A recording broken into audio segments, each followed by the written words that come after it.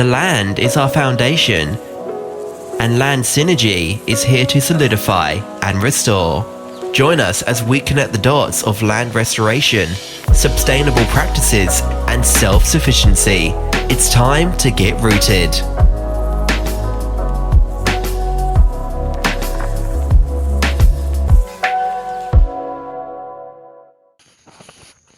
Welcome back, my fellow synergizers. Whew. Today is a fabulous day. And wow, you know what, guys? The podcast, I don't know what it is. I don't know if it's the trend. I don't know if it's the content. I don't know if it's the platform. But there's definitely something going on because more people are tuning in. Maybe this is resonating. That's probably what it is resonating. And you know what? That coincides with today's message for today, guys. We're going to be talking about doing what resonates for you on your homestead and helping you to synergize to the land. So with that, let's go ahead and dive in.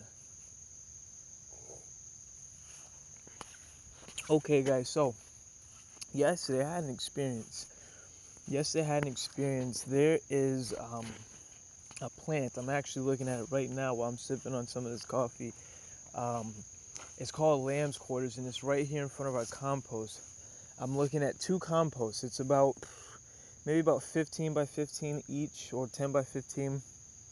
And it's essentially just, I built up, just laid down some wood, built up some edges. You know, I'm gonna add it to the website actually so we can see it and study it. But the first one there is avocados. And it looks like all types of little plants growing out of the first compost. This is about 2 years worth of just peat, like all the food scraps, lettuce, tomatoes, eggshells. I'm looking at the ground. It's like these white little specks of eggshells that have accumulated. Wow. And there's like thousands of these little mini, roly-polies in the. This is just amazing, guys. It's a living ecosystem. But the point of why I bring it up is because these avocados is growing out of this first one, right? And we haven't done anything. This is actually the one that's just sitting. It looks like some beets as well.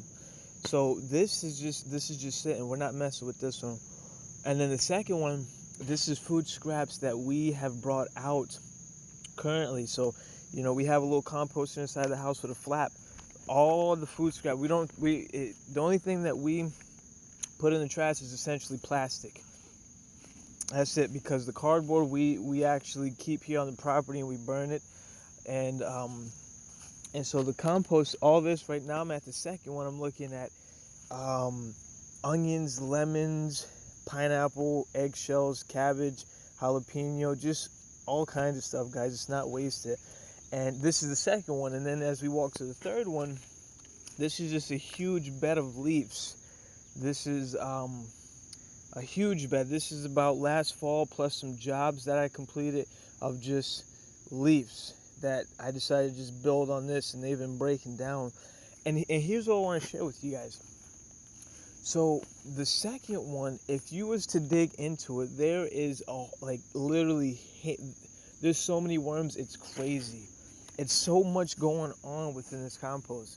And so here's what I want to share with you guys. So the lamb's quarters that I brought up, I got a little sidetracked looking at these composts because it does resonate with me, the whole process that's gone into it.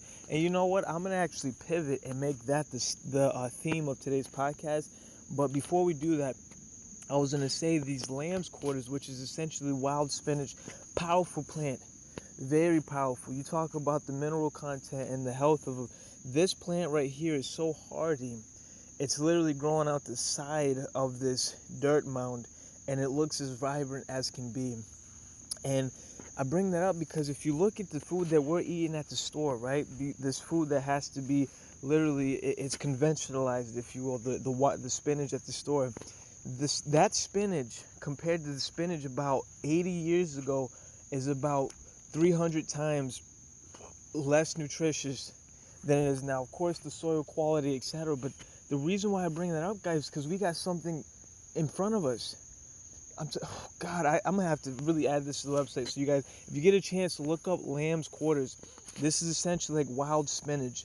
It tastes really good. It's like a buttery taste to it. And my point is this, guys. This plant is so hardy, so abundant, so strong. Why are we not eating this? Right? And it resonated with me because, see, this is what resonates me. I mean, not what resonates with me, guys, on this homestead. And as far as synergizing with the land, with this land where I'm at, is simply this. Things like the lamb's quarters, right? Yesterday, I was picking some after bringing the compost out and shoveling it and mixing it. And what my daughter and my son came to me and they said, "Hey, Dad, we got to show you something." And they brought me to the lambs. Now, mind you, they're 4 and 5. I'm sorry, 5 and 6. And they brought me to this other area, a fire pit. It's a big fire pit where we just burn just wood, no type of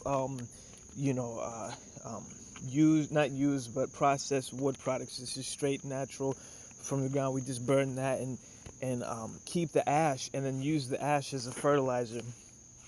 So they brought me to the lamb's quarters that I haven't even noticed, and they showed me. And for me, it was such a great moment, not because they're like me and I'm teaching them to point out, but because they'll take that through life. Wow, that's what it's about. It's equipping others. And see, that's what I feel speaking to you and us building our foundation now is when you help someone with that, and then they go out and they find it themselves. See, they're equipped for life. They're able to identify a powerful plant that they can use in life to equip them and those around them, to feed them, to nourish them with a very hardy, powerful plant. That resonates deeply with me. And that message is simply this: sharing with others so that they can take through life. Also learning from others so that you can share in life. It's a process of giving and taking, guys. And I'm not saying I look at you guys as my children, because I'm not the pinnacle. Absolutely not, guys. I don't get on this podcast to tell you what to do. No, I get on this podcast to share what's working for me and what I'm doing. And I look forward to hearing from you guys as we continue to build these other mediums, such as the website, the articles, etc. And even the community and the gatherings. There's so much that's going to come together with this, guys. And look, we're going to look back on this episode. I'm speaking this into existence, not through mere mental ideas, but through emotional, what's the word? It's like someone is resonating deep within you. You see, the things that manifest for people who become not even rich, because people who the people who are really happy who become rich, they don't chase the money, but instead they have a deep why and purpose within them, and it resonates so deeply that it reverberates throughout their whole outer environment and existence until it materializes tangibly. And so where we're at with land synergy, guys, this is not about some outwardly manifestation of something to prove to me that this is worth it. Absolutely not. I'm looking at it. It started with a box, a plastic container that I drilled holes into and put clay dirt and leaves in. I just started putting apples and just the scraps in it a couple years ago. The next year, cantaloupes, peanuts, and avocados was growing out of this container. It's right in front of us, guys. It's right in front of us. The key is in front of you, beneath your feet. We're just not tapping into it. Because we've been commercialized and our energies have been monetized. And there's nothing wrong with it. I mean, hey, listen, you know what? I feel like there's certain things that you have to see macroly, if you will, in nature. One of the elements of this system, if you will, is survival of the fittest. Now, I'm not saying now within the human dimension, we're not separate from nature. We have to remember that. And when I say survival of the fittest, I don't mean in the sense of individually, because humans collectively create groups. They create societies. They create more than one. And so, but see, guess what? That also extends not just to other humans, but the land around them. The strongest humans were the ones that were able to connect with the land around them, the food around them, the animals around them, the plants around them, the system, guys. And so the key now as we move forward, the people, not even people, well, yeah, people and groups that do not connect with the land around them, they will continue to be subjected to the outward environment of other sources.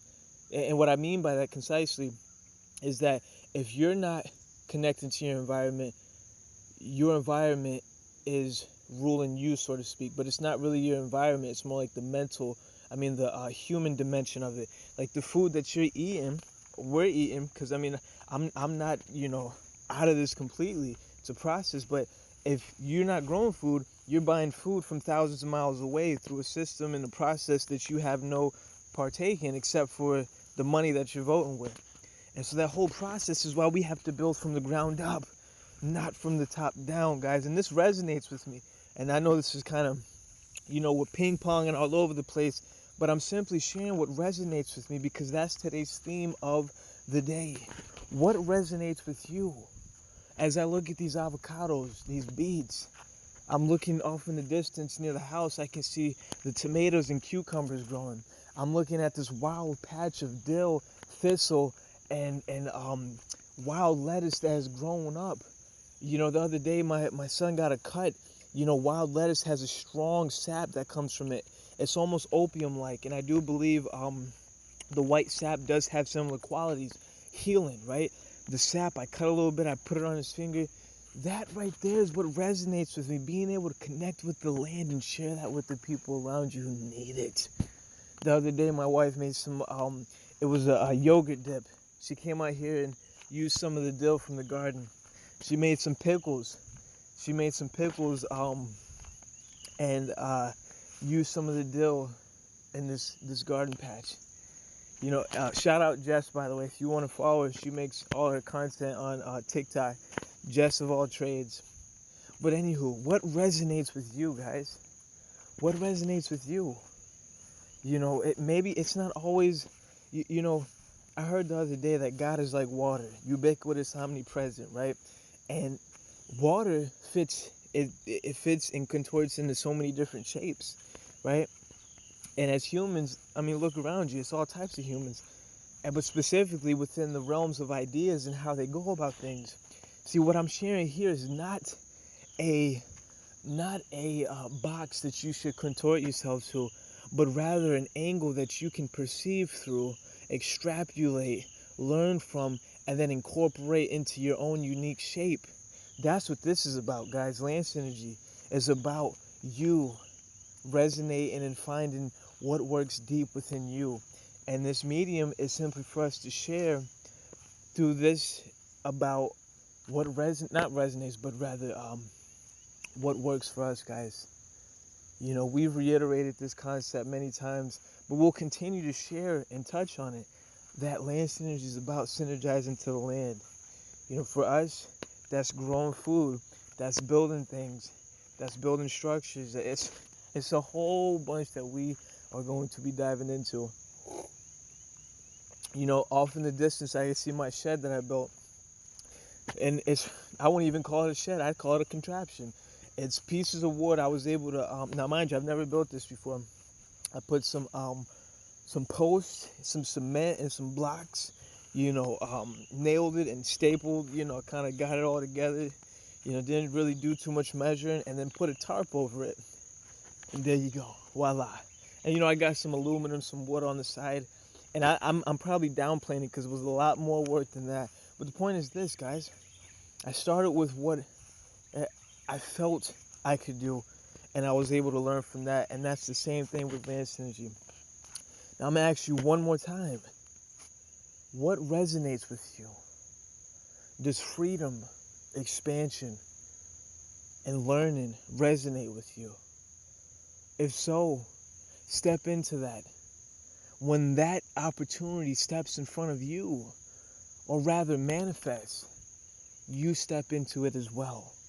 You have an opportunity to grow something, do it. You have an opportunity to learn something and implement it, do it. Do not wait to be perfect in order to step into it. Because if we do that, we'll never synergize with the land. It's about taking one bite at a time. This is a big ass elephant. A big one. Probably the biggest one that we've ever seen. The world has never gone through what it's going through now. And as humans collectively, we're facing a series of all types of, and I don't want to be pessimistic, but there's some catastrophic things going on. And this way of life cannot continue. And that's part of the foundational element of why I started this podcast, was to simply share something that I'm learning, not that I'm at. This is not a finish line. I'll never get to the finish line. Guess what? I'm okay with that, because the growth is in the process. And every day I'm learning, I get to share this with you guys. I couldn't ask for anything better. And hot damn, if we're gonna go down, we're gonna go down swinging, growing, and solidifying, guys. That's what resonates with me. What resonates with you?